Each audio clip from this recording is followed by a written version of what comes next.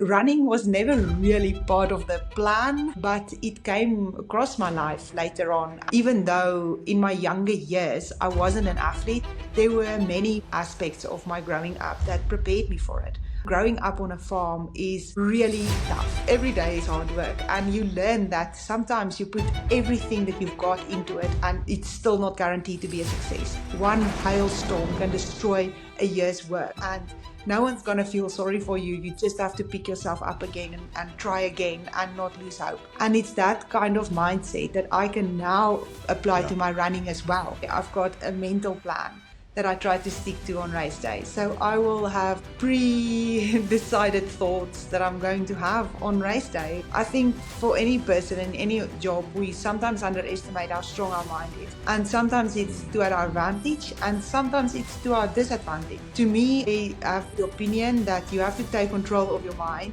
before your mind takes control of you. So I will have some thoughts, and with emphasis on positivity, that I'm going to have. You have to have determination and self-motivation without actually having to work on it. That has to be a constant. It has to be there, whether it's bad weather, whether it's good weather. You should never not have that self-determination, that deep motivation for wanting to do something and wanting to do it well. But that's not all that you need. The thing for me is that I always think about is I have to have more than one reason why I do this. I have to have determination and I have to have the willpower, the drive in me, but I also have to have more than just that.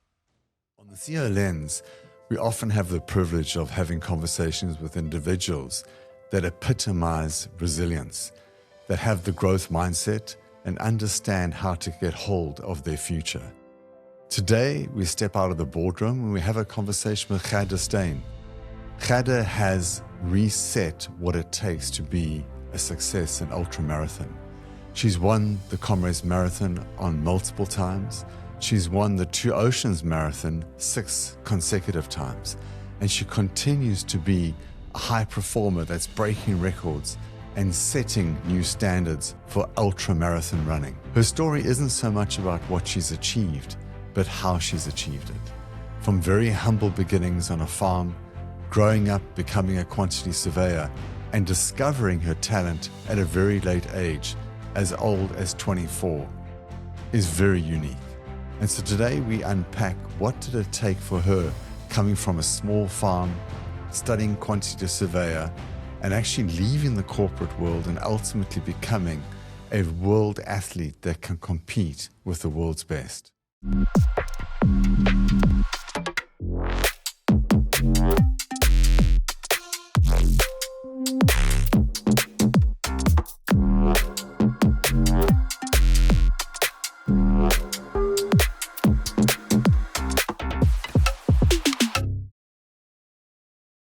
I want to begin by just saying thank you and gratitude to you for making the time.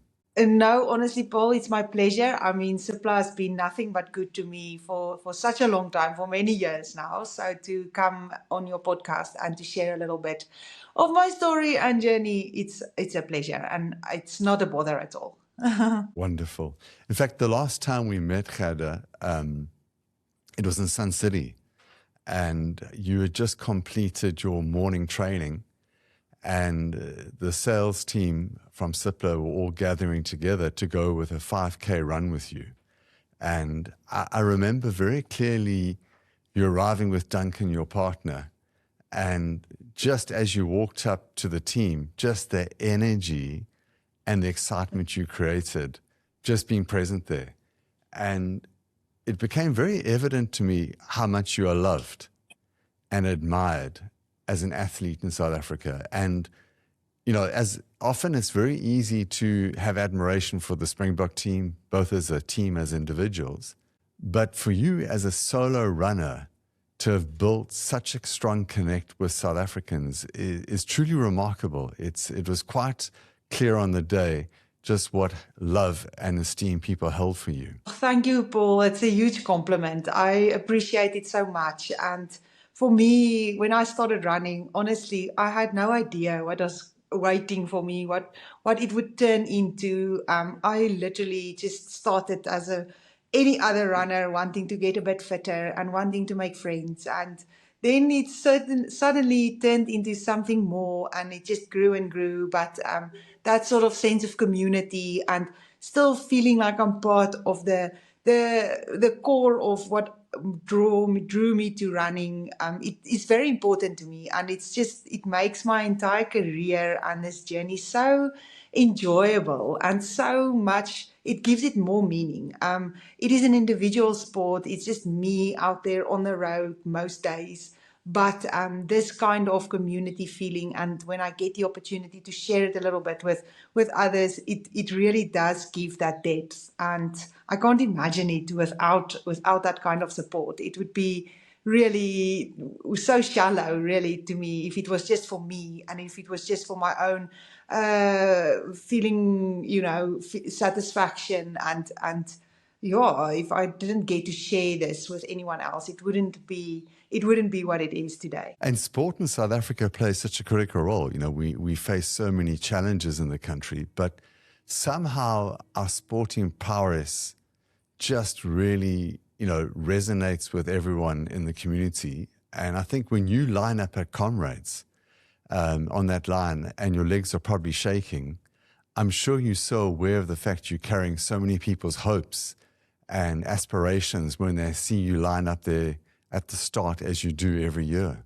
It is very, very true. I mean, sport in South Africa, it is like you can't explain it to someone. It is so strong and so powerful, and the way it brings us together. Sometimes when I finish a race, I think about it, and I think of how it's actually such a small example of how great we can be and how wonderfully we can all work together in this country when it comes to running. And I'm sure it's the same in any other sport, but especially in running, we're all there standing on the start line as individuals, working towards the same goal. And on the road out there, it doesn't matter what age you are, it doesn't matter what gender you are, it doesn't matter where you came from or where you grew up or what your occupation is, whether you are a scientist or whether you are someone who hasn't even got a job.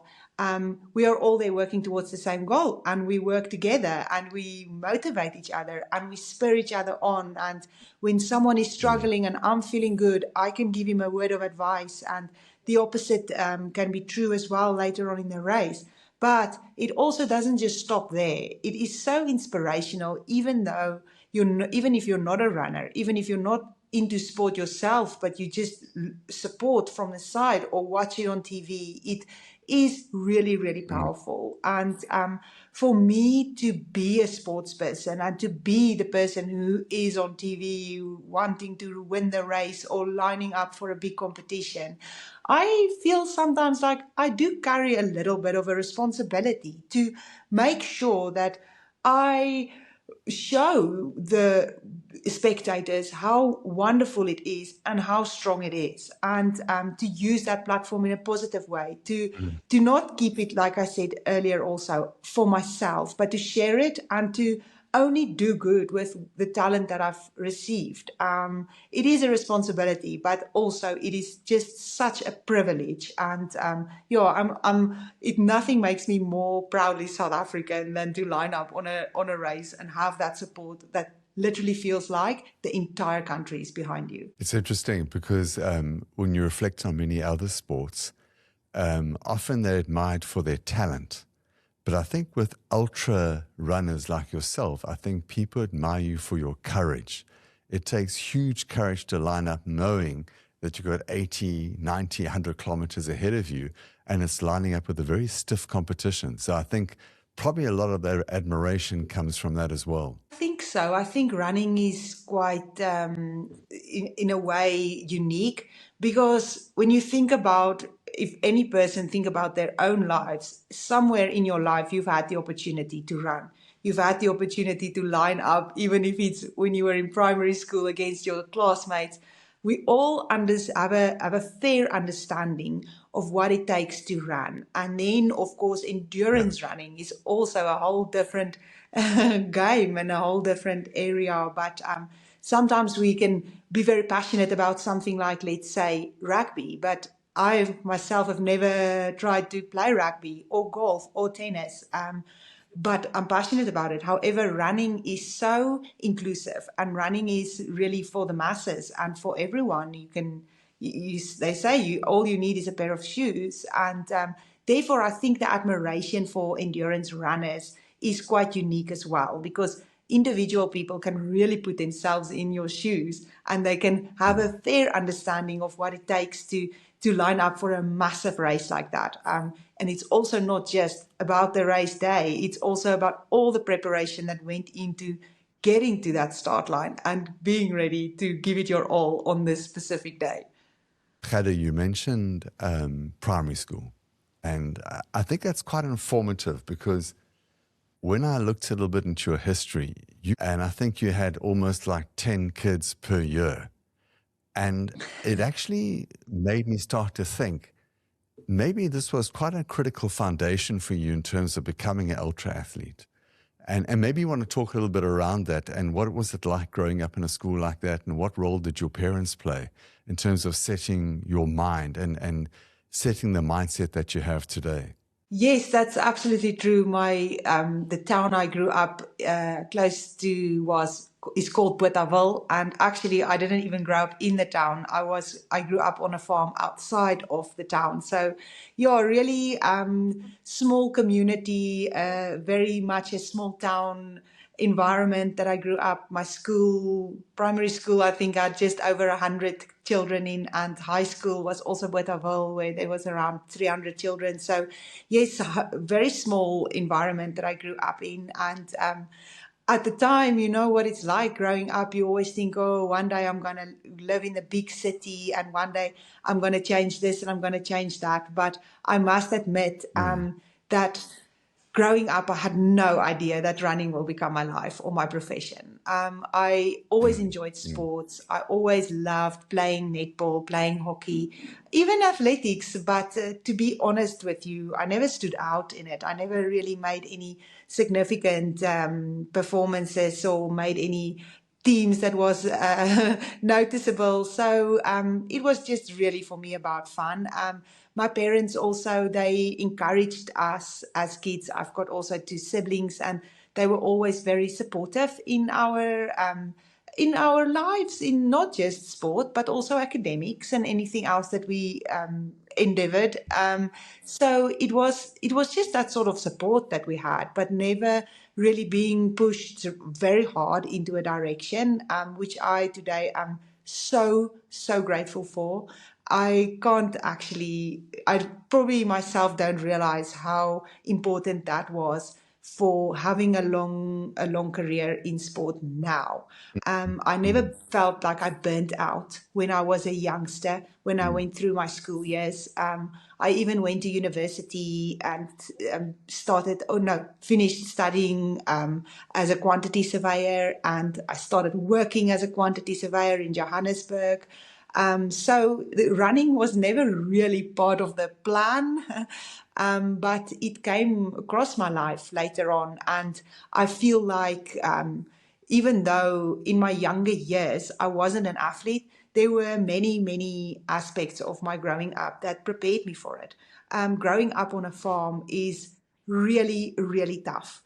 It's every day is hard work, and you learn that sometimes you put everything that you've got into it, and it's still not guaranteed to be a success. One hailstorm can destroy a year's work. One flood can wash away everything that you've done, and no one's going to feel sorry for you. You just have to pick yourself up again and try again and not lose hope. And it's that kind of mindset that I can now apply to my running as well. It's that sort of learning that, you have to work hard and then some to become something, and never giving up and never just backing down because things are tough.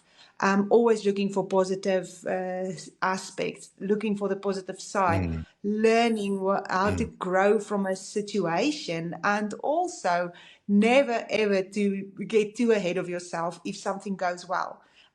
You can celebrate or you can enjoy the moment, but then go back to work and start as if it's your first time ever. And those kind of things is what I apply now to my life as a professional athlete. So I feel very, very fortunate for having that kind of environment growing up.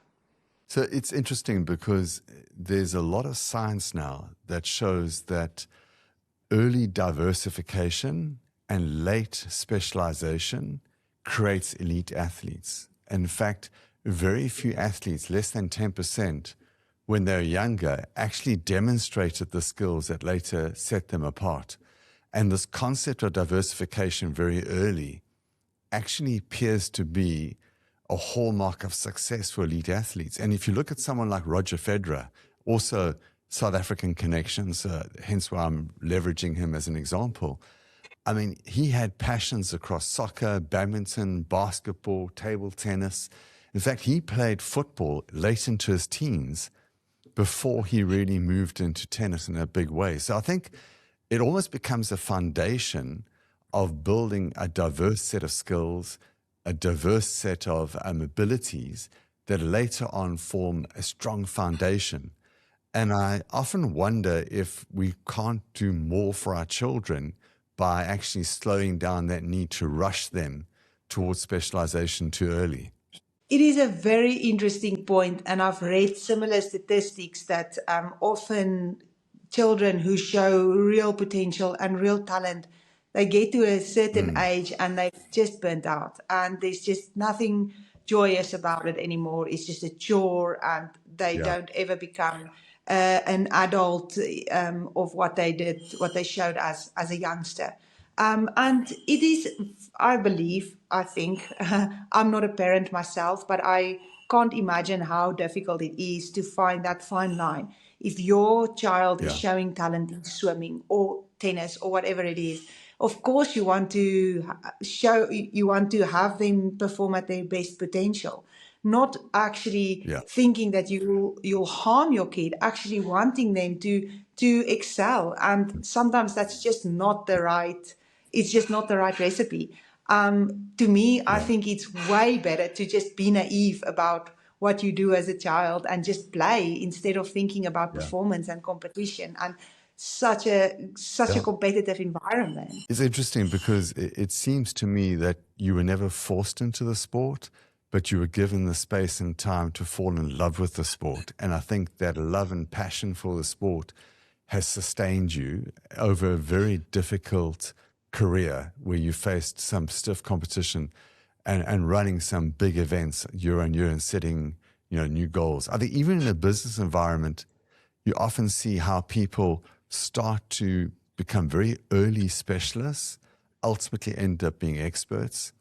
But those that take time to be late developers and actually broaden their experience in work environments become much better adaptable leaders and ultimately even better CEOs. So I think there are strong parallels between sport and also the way in which we develop and show up. I want to pick up on that point you spoke about, where you spoke how you left your small farming town and you ended up going to study quantity surveying. And I think that's an interesting one for me because, again, I've read that actually in the past you had a coach and more recently you coach yourself. And I couldn't help but draw those two lines together. I think going to study quantity surveying, which is such an analytical environment, deeply rooted in maths and understanding what it means, and how have you leveraged that to actually coach yourself and to set yourself up for success? Because I don't think there are many elite athletes that coach themselves. And I think it's maybe there's something there with the quantity surveying. Absolutely, yes. I think it's oftentimes I also draw the parallel between, I think a lot of people in business would always look at sports people and think, what similarities are there? What can I apply to my office job that I learned from someone doing sports in a professional way? And for me, especially in the beginning when I started, in the beginning of my professional running career, I had to almost do the opposite. I had to look at what I've learned until now and how I can now apply those skills and traits to becoming a professional athlete. And there's so many similarities, to be honest. First of all, it is just discipline and structure. As a quantity surveyor, you had to learn that from the start. It was all about precision. It's about making sometimes an estimate, but a calculated estimate, knowing exactly where you are heading towards, and also sometimes trying to predict the future. You're trying to work out costs of a building that is not there yet. You're trying to work out the profitability of a project that if you look at the project, it's just clear land. And that's that sort of mindset and those sort of skills that I also tried to then bring into my running. It's all about learning about yourself, really learning about the core of your own training. And in the beginning, I had a coach because I really started as a social runner.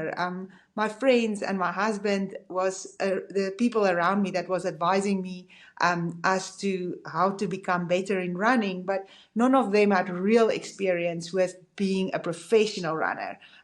I could get myself to a certain point, but I knew that I would need help if I wanted to go to the next step. But even though I had a coach for a few years, I was always still very much intact and in tuned with really what I feel as an individual and how I feel I respond to the training that I do. I questioned everything that I did. I questioned why I was doing certain workouts in a certain way.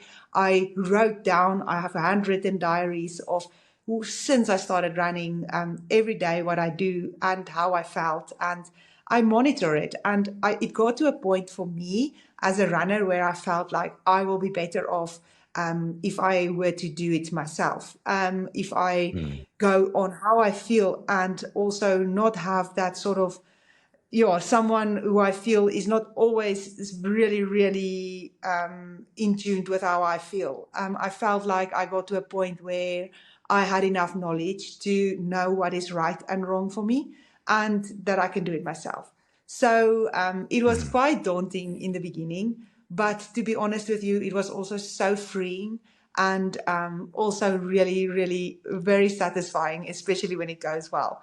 So to me, I had to take a few months first to get used to it and to find the confidence in myself that what I'm doing is correct and what I'm doing will work in the long run. But when the time started to show and the competitions started to go well, it just motivated me more to take that step and to just have confidence in yourself. And sometimes that's all we need. Sometimes we don't realize how much we know already, how much knowledge we've picked up through years and years of doing something and committing to something and enjoying it as well.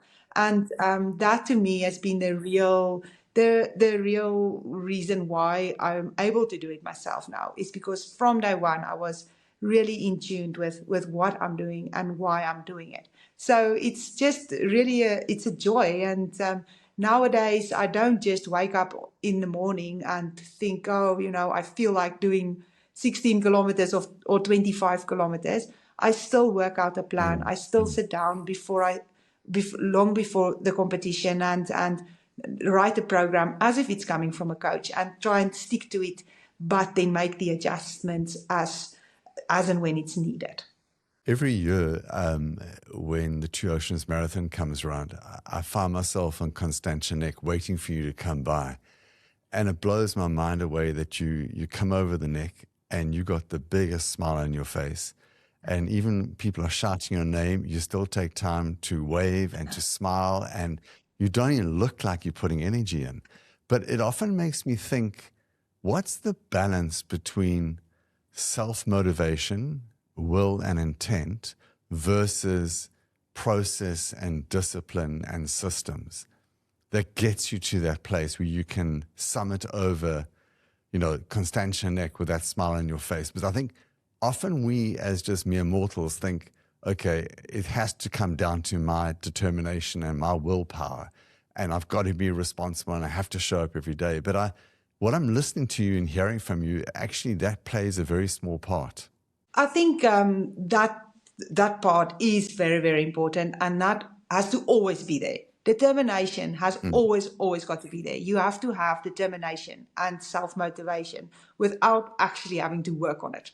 That has to be a constant. It has to be there, whether it's bad weather, whether it's good weather.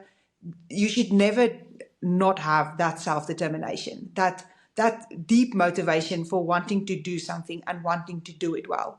But that's not all that you need. The thing for me is that I always think about is I have to have more than one reason why I do this. I have to have determination, and I have to have the power of will, the willpower, the drive in me. But I also have to have more than just that. I have to have a deeper meaning, and for me, it changes. In the beginning, it was trying to prove myself, trying to make it as a successful professional athlete. It also changed to a point where it was a matter of wanting to show to myself that I can run ultra marathons, but also compete in the Olympics for South Africa. It also, in more recent years, changed completely once again for me to a more sort of direction where I feel like it's not for myself anymore. It is now for the next generation. It is for those who feel they can't and think that they will never be able to reach their goals, and perhaps they look at me and they think, I feel inspired by her, and if she can go through difficult times, I can. If she can still have a smile on her face at the top of Constantia Nack, that is possibly the most famous, infamous hill in running races in South Africa, then perhaps I can at least try to also smile when things aren't going well in my job or in my household. So for me, it is to have those different layers of motivation, that different layers of reasons why I do it. If it's for, sometimes I will also add, sometimes I don't feel like smiling. I don't feel like this is the best moment of my life, but I know that if I smile and if I acknowledge the crowds, I am going to draw so much energy from them and so much just motivation again. Perhaps in that moment, I don't find it within myself, but I can draw it from the crowds, and it works. It is a tool that I've found that I can apply to a bad situation to make it better. So yeah, I think, as a summary to the question is just to have different layers of reasons why you want to keep going. Let's talk a little bit around the process and the whole, what your typical week and month looks like, because it's fairly structured. You do a lot of training by yourself. It's probably 2-3 times a day, I'd imagine. Maybe you just want to talk that through and give a sense of what that looks like. Yes, for me, my training differs in terms of how my races are structured, but I'll say generally for about 12 weeks before a race, my build-up is really, really focused towards the goal of race day. And at the moment, I guess is a perfect example where I'm about 4 or 5 weeks out from my race. So a typical week for me would look like 5 days of the week, I'll run twice. I'll run in the morning and in the afternoon. And I'll try and incorporate 2 hard workouts in a week. Most of the time it's on a Tuesday and a Thursday, and then at the weekend I will do a long run. My long runs differ. They start to build from between 28 kilometers up to 50 kilometers, and then a little bit down again, just to be fresh and ready for race day. So yeah, it's more or less the structure that I have. My weekly kilometers would go up to about 180, 190 kilometers in a week. And then, of course, it's always important for me to also incorporate some strength work, some cross training, which I will then have to fit in round about in the middle of the day in between the 2 runs, but also just always making sure that I prioritize the running. So it's all just a balance. And then, of course, it's all the recovery in between that is very, very important. Making sure that I sleep properly and enough, and to recover, just to make sure that the body is ready and recovered, and then hopefully stay healthy, try to keep the viruses away. There's so many elements that goes into being ready on that one specific day. But again, such a privilege and such a, I can't, it's my hobby that turned into my job. And therefore, every single day, whether that it is a hard day or an easy day, it's a joy and it's a pleasure and it's a privilege. And I just try to do it in the best way that I can. And Running, especially, also, I know that as a professional athlete, your career can only be X amount of years. You can't do this until literally a retirement age. Retirement age for an athlete is a lot younger than for any other occupation, I guess. So, yeah, just all about making the most of the good years and making sure that it's memorable and that one day I'll be able to look back and think, I made the most of it and I made an impact in someone else's life. That to me would be your success. I want to go back now. So you've now qualified as a quantity surveyor. You're doing some work in Johannesburg, I think you said, and you get an opportunity to go to Dubai. Now you're not running yet. You're nearly 23 years of age, I suppose. You haven't even started your running career. It's quite unique that someone has come to an elite sport so late in their life and has succeeded. I mean, the records you've set, the dominance you've got over the ultra distance, the marathon distance, is being unstoppable. Maybe you want to take us through that journey. What did that look like, moving to Dubai and discovering yourself there? Oh, yes, you're quite right in terms of the timeline. I was around 23, 24 years old when I moved to Dubai. After a few years of working in Johannesburg at a quantity surveying company, I got the job opportunity to go to Dubai. And I thought, I'm still young. I haven't got a lot of, my roots aren't so deep in yet. I can still take this opportunity, pack my bags and go and explore and see what the expat life is like. I had no idea what it will hold. I didn't know how long I would stay, if it will be a year and I'll be back, or 10 years.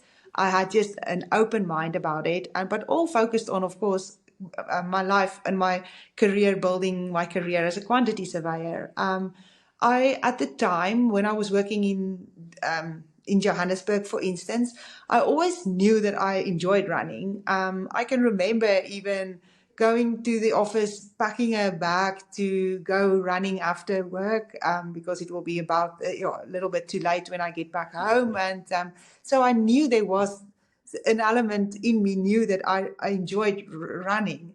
It was just never a priority. I mean, when I talk about running, I mean 5, 6 Ks twice a week, perhaps, just because I knew I enjoyed the feeling and I enjoyed it, but I never even took the courage or took a step to joining one of the running clubs in South Africa, which for me now, I think, how did I miss it? It's the best environment. But anyway, I then moved to Dubai, and when I got there, still I knew that I enjoyed running, and I knew that I'm in a new city. I don't know anyone there, but I know that there is a big expat community, and I would love to get to know people.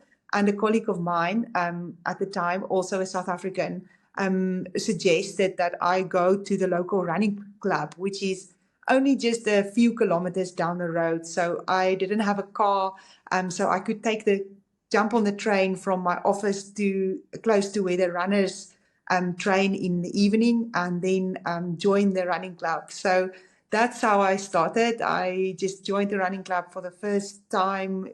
Maybe it was about a month after I moved to Dubai. And immediately I just loved it.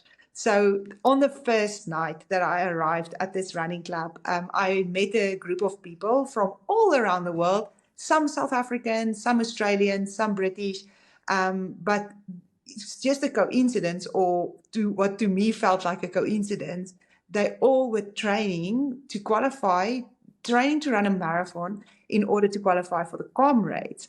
And I was caught by surprise. I thought, wow, this is amazing. I just found this random group, felt that was random at the time, and they're all training for Comrades.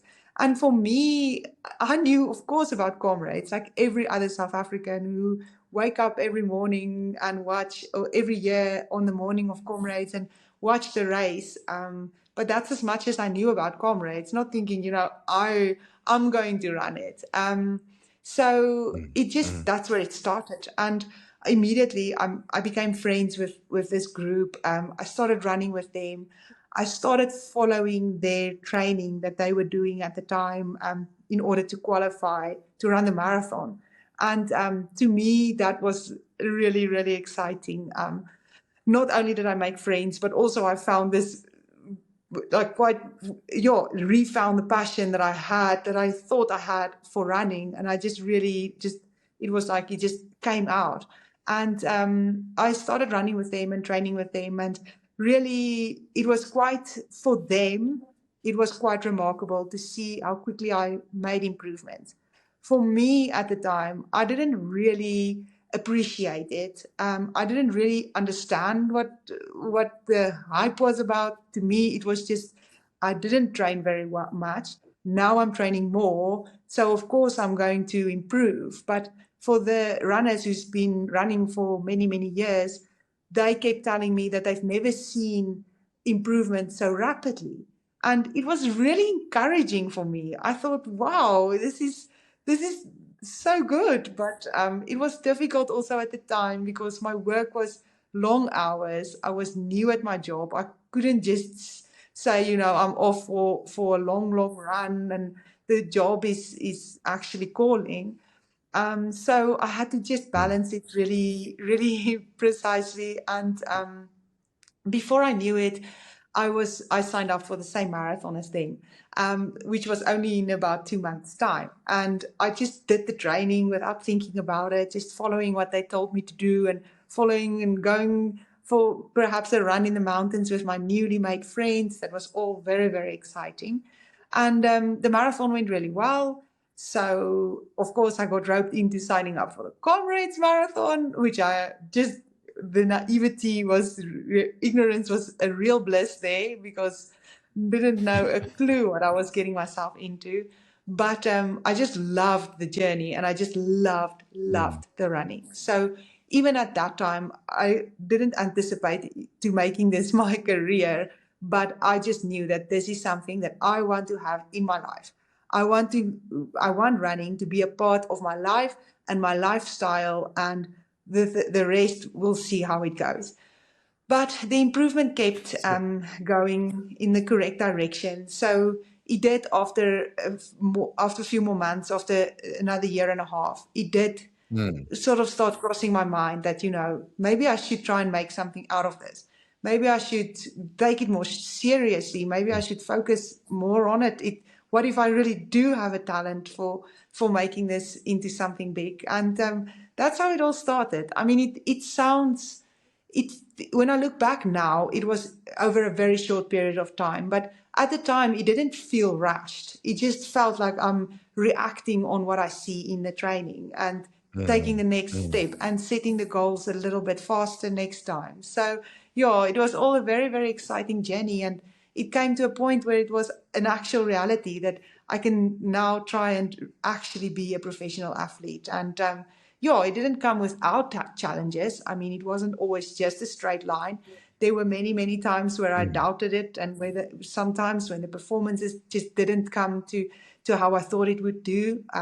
Even when I just left my job as a quantity surveyor, I was within a couple of weeks of resigning, I got a massive injury, which made me think that all my decisions were wrong and I made a huge mistake. But it recovered, and again, I had some more improvements to help me back my confidence again into keeping on pursuing this dream of becoming a professional runner, and especially the ultra distances. It's just something that I really loved from the start. So I just followed what I felt inside of me. I had this massive drive and this thing that I've never felt before of actually really, really loving what you do. And I couldn't ignore it. So I just had to take the chance, and so glad I did. I mean, like I say, it's not as if it's come without any challenges, and it's just always been better and better every year. But it's all part of the journey, and it all just makes it so wonderful when I think back at it and think back at what my life could have been, and if I didn't find this passion that I have inside of me. During this journey that you are on, that you became aware that you could become the best, that you could actually become better than just a professional, but you could actually set records. Was there a particular moment that dawned on you? I think for me, it didn't, I never really had this one moment, but I can remember very, very clearly after watching a playback of the Comrades Marathon, after I ran my very first Comrades Marathon.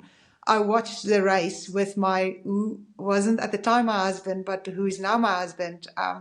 And we watched the race, and Duncan said to me, you can win this race one day, And I said, that's not that's not real. You don't just say it. It's not real.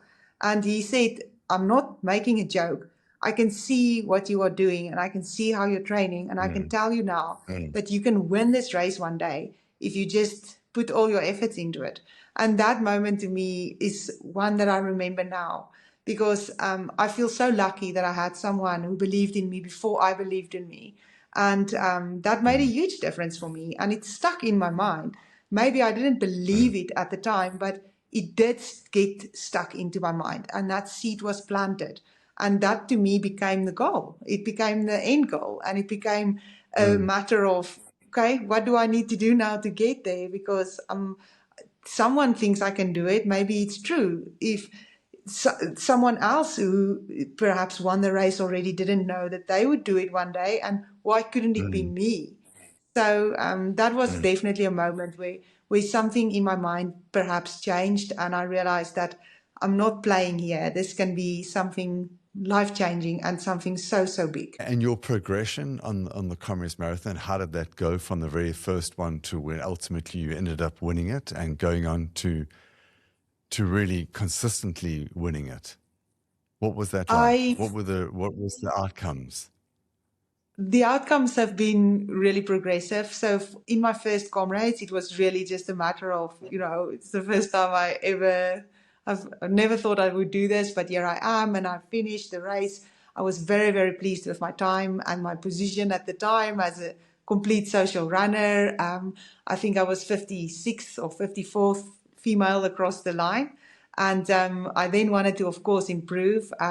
The next year I ran Comrades. I had a goal in between the two of breaking 3 hours in the marathon, which I managed to do in November that year. I then also qualified to stand in front in the A batch of Comrades, which I was very happy about. And then I thought about already 12 months later, perhaps I can run top 10. So to go from 54th to 10th is a big jump, but I thought perhaps it is possible in terms of what I was doing in training and how it has gone in different distances. And so in the second year I ran Comrades, which was 2016, I didn't achieve my goal. I finished 14th that year, which to me was, it was a huge improvement. I took about an hour of my time from my first year, but it wasn't quite what I wanted. So the year after that, after my 14th position, was a little bit of a difficult year for me. That's what the injury that I was talking about earlier occurred. And I was injured quite close to Comrades. I had to even sit out on the Two Oceans ultramarathon that year with my stress fracture. And right before Comrades, I decided I'll just take the chance. I haven't done the training or the correct preparation, but I'm healthy now, and let me just see what I can do. And that year was a big breakthrough for me because I finished in 4th position. So to me, that was like, wow, I didn't do the training, but I came 4th. What can I do now? So the year after that was 2018. And in that year, I was very, very fortunate to win the Two Oceans for the first time. So again, it was a whole different experience for me, getting asked for interviews and people wanting to hear my story and how I got here. And I think I was a little bit overwhelmed, perhaps, with everything that was going on. But of course, Comrades was coming, and I wanted to really win the race. But that year again, I didn't win the race, and I finished in 2nd position. And that was a really quite a bitter pill to swallow, I must say. I thought I have got the capability of winning the race that year, and I didn't. But they say that there's nothing that encourages you like a silver medal. And it was just from there on, it was all about what I can do to be 100% ready for the next year. And in 2019, Yeah. for the first time, I managed to win the race. And it was an up run that year. And I also managed to run under 6 hours, which was the first ever female to run the up run under 6 hours. So that to me was just a year of, it really, really felt like my dream came true.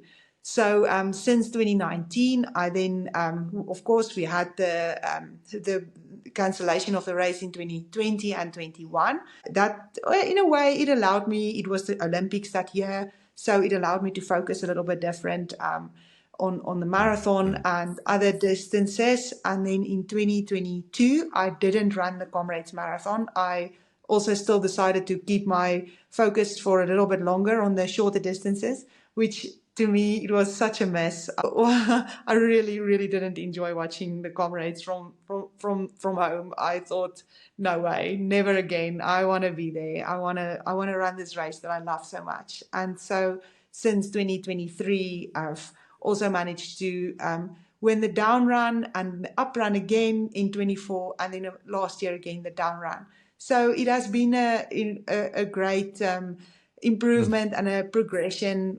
If I think about the years building from my first Comrades Marathon, but yeah, also it's given me so much more than just that race day and the result. It's given me such a different lifestyle and such a wonderful opportunities to meet incredible people and to meet incredible other, not just sports people, just individuals in South Africa. And yeah, it's really changed my life in so many ways. So yeah, hopefully I can keep continuing it for a few more years. And yeah, just a joy to have such a deep connection with a race like that. And in the same way with the Two Oceans, I mean, Two Oceans has been part of my calendar and part of my racing since I started running. And I've won the Two Oceans 6 times, and that to me means no less than the Comrades. It is the same feeling that I have, the same passion that I have for this ultra distance running in South Africa. It's really, really something special, whether you finish first or last. If you're part of this race, you know what I'm talking about. And yeah, just really grateful to be a part of it. Amazing. When you won the Comrades Marathon, I think many of the times that you won probably would have beaten the men from the earlier years of Comrades, which is a remarkable achievement and setting a whole standard for women, which is unbelievable. I wouldn't mind picking up on this whole idea of mental preparedness. And I read somewhere about how you go about doing this, and I thought it was fascinating. At each stage of the race, I'm told, Khada, that you tell yourself what you will think about, and you prepare yourself to how you're going to process your thoughts at that stage of the race. In other words, you don't allow the moment to dictate how you feel and respond, but you actually mentally prepare yourself to what you're going to do at that time. And people often talk about the lost 10Ks or lost 30Ks. I mean, I thought this was absolutely amazing that you have this written down, you have it prepared in your head. How does this work? Yes, you are correct. So before a race like the Comrades or the Two Oceans, I would have a plan, a racing strategy. So I would know more or less where I need to be at certain points in terms of time. So of course, there's always other elements that you have to take into consideration, like the weather and the competition and the race dynamics. But I've got a more or less set plan in my mind that I need to that I try to stick to on race day. And then in a similar way, I've got a mental plan that I try to stick to on race day. So I will have pre-decided thoughts that I'm going to have on race day. I think for any person in any job, we sometimes underestimate how strong our mind is. And sometimes it's to our advantage, and sometimes it's to our disadvantage. To me, I have the opinion that you have to take control of your mind before your mind takes control of you. And to me, it is, again, it comes back to planning and to knowing exactly what I'm in for. So I will have some thoughts, and with emphasis on positivity, that I'm going to have on race day. So I will tell myself that between the first and between kilometer number 0 and 5, I have to think of, I'll take an example, a family member. I'll think of my dad and the positives that I can think of that my dad has taught me. And between 5 and 10, I'll then use my sister. And between 10 and 15, I'll use my husband. And I will think of all positive things that motivate me, or that I want to think about in that moment, so that my mind doesn't drift off, and so that my mind doesn't go into a spiral of negative thoughts, wanting to give up. If at any time in the race, my mind wanders, I have got something to draw it back to. I've got something that is, again, another layer of motivation that keeps me going. And it has always worked really, really well for me. I also have to anticipate that there will be a time in the race where it feels really, really tough. And sometimes it's early on in the race, sometimes it's in the last 10 kilometers of the race, but you have to be ready for it. You can't be caught by surprise when things feel really difficult. So that to me is also part of my plan. I know that if this moment comes, I can get through it. And I tell myself that I'll get through this moment, and after a while, I'll feel good again. I just have to get there. So it's just all about playing with your own mind almost, and not fooling yourself, but just having a direction for your thoughts to go into. Because when things get tough, your mind will take over. And it is really, really important to control that. Our bodies will do what our minds tell them to do. In a race, you can do more than you can do on your own, training on a gravel road in the middle of nowhere. You can do it, but you need to know how to control your mind. And if something derails you during the race, something that comes unexpectedly, again, you have to have this anchor that draws you back to a positive mindset and a focused mind. And that to me has always been such a key to getting to the finish line and not giving up halfway through, or not giving up when it gets really, really tough. Just having those pre-decided, pre-planned thoughts, exactly the way I plan my times. I know I look forward to getting to the next point, because I know that my line of thought is going to change. I've been thinking about a certain person for 20 minutes or how long ever, and I look forward to meeting the next person at 15 kilometers to change my line of thoughts to that. So it's really motivating, and it's really helpful, and it's also just a tool that is there for everyone to use. It's not a secret. Anyone can utilize this tool, and anyone can apply it to whatever challenge you have in front of you.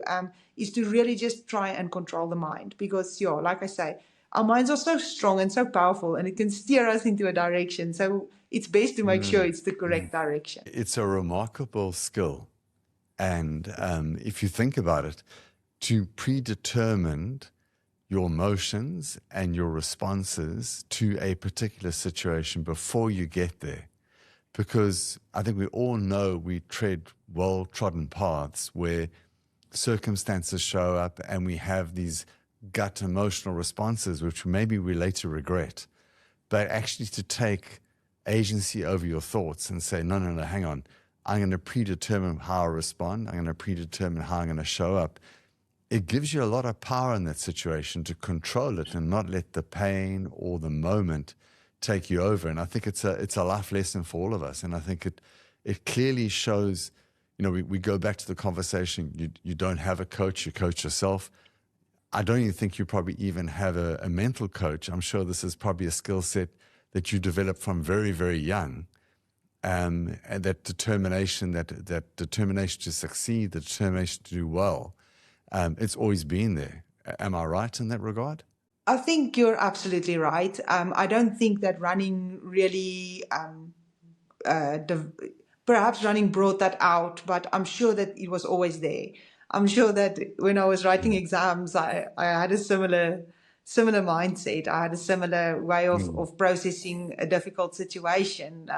Like I explained earlier, if things on the farm aren't going to how you planned it, you have to get through it and you have to find a way to make your own situation better. No one's going to do it for you. And running perhaps has forced me to develop that skill more. So, now I'm actually quite certain of how this works. And also it's really encouraging again when you have got this plan and it works, and on race day it gets tough, but you've got the right tools to get through it, and you get through it. So next time it just encourages you to do it again and to try it again. So it is very, very important, and it's something that you don't want to learn from your own mistakes first before you try and apply it. Apply it from the start. Grow that skill from the start. Get confidence in it, and don't feel like what you are doing is silly. Sometimes my plan is something so simple as colors. I would think of the color blue and what inspires me about blue, and I think about the sky, and at times I ran when I was training and the sky was really blue, or the different places I've been, or the grass, and I will think of how it grows from a seed to a beautiful flower, or water, how it flows, and I'll remember to relax my shoulders and just go flow better. It can be something so simple, but so effective. And like I say, it's a tool there for everyone to use. You just have to start and develop that. Gerda, you spoke about retirement, but I'm told ultra athletes can go on from the ages of 30 to 40. You had a late start to your career, so there's no reason why you can't go all the way to 40 plus. But what are your goals? Right, you spoke about 6 wins at Two Oceans, a wonderful race that's coming up in 4 to 5 weeks' time. What are your short-term goals? What are you wanting to achieve? And it'd be lovely just to hear what you're putting yourself under and what you're hoping for. At the moment, I feel like I would love to just continue what I'm doing right now. I don't feel like there's any signs in my training or in my preparation that show that I need to take a step back. So I feel very, very fortunate. And I do think that it's probably to do with the fact that I've still got fresh legs, still got young legs in running. I know the years are starting to count up. I'm in my mid-30s now, 36 recently. And I know that's a reality, but I do feel like I've still got a few more years in me of competing for the top spot in both the Comrades and the Two Oceans. But I also am thinking about it in a logic way. I know that it won't be forever. And first of all, I just want running to be a part of my life for a very, very long time. Perhaps not competing for the win anymore, but I would love to retire at the time where it's still really good and where I still enjoy running and where I still find joy in just the everyday running, so that I can do it for many, many more years. So that certainly for me is a long-term goal. Short-term goals is certainly, my focus is 100% still on the Comrades and the Two Oceans. And other long-term goals that I have is also to try a few different things. When I take a step back from competing at the Comrades and the Two Oceans, perhaps seeing if I can do longer distance races. There's one specific race that I would love to do on the trails, is the UTMB. So perhaps I'd love to try and compete there. And then also just to then see what else running has in store for me, what there is in running that I can still be part of, perhaps not being an athlete myself, but still doing speaking events, being part of the running community, building something around running, around my own running, but not so much in the professional running anymore. So I still see a long-term relationship for me and running. But in the short term, just finishing and enjoying a few more years of competing at the top level, and then from there on, seeing where it takes me. Have you given thoughts to how you can, because I can see you're very passionate about the community and about building the community and enabling other sportsmen. Have you thought about putting your own coaching together in terms of allowing people to build programs, mental strength? Is that something you're also contemplating? There are aspects of that that I would really like to be involved in. About a year ago, I started a platform for running, an online platform called Own My Run, and we got it off the ground. And the idea behind the platform is to give advice, to give programs, to give structure, to tell people a little bit about how I approach running and training, and how to do it in a way that it is a long-term relationship that you can have with running, and sharing a lot of information. So definitely there's that I would like to spend more time in. At the moment, we've got it off the ground and it's there for anyone to have a look at. But I do feel like when I have more time on my hands, I'll definitely try and build on that and really try to build a community in running, or contribute to what community there already is in running, which is massive, especially in South Africa, and really, really special. So, just getting more involved there, doing more workshops with runners, sharing information, sharing some of the some of the knowledge that I've learned over all the years of training and running and starting from scratch. So knowing also what it takes to start as a beginner runner and how to get better and better in running.